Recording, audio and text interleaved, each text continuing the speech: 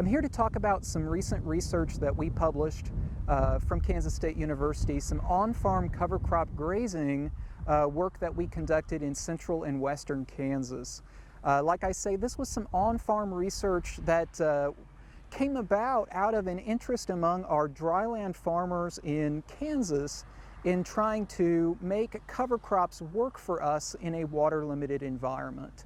Cover crops have a reputation in drier environments for using too much water and creating a dry environment for that subsequent grain crop. But one thing about cover crops is that a lot of the species we're utilizing in these systems actually make some pretty high quality forage. And so the question became, can we utilize these cover crops as a grazable forage and optimize or balance those goals of economic returns to the farmer as well as these goals for enhanced soil health and water quality. We collected data over the course of 3 years on each farm. That would be at least 2 cycles of grazing in these systems, and then followed up with a final soil sampling campaign to try to look at the impacts of these grazing systems on soil health. And what we found was that across the different cover crops that were grown on these 3 farms, on average we were reaching about 3,000 pounds of cover crop biomass per acre, and gave our farmers about 35 to 40 days of grazing on average across the 6 grazing events across the 3 farms.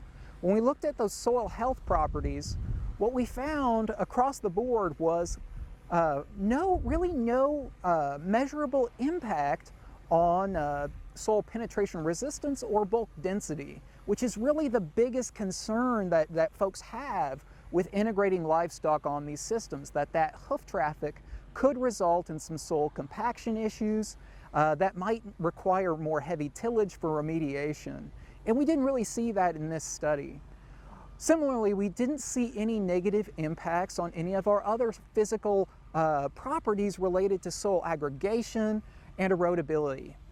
Essentially no negative impact of integrating the livestock into this system and having that foot traffic.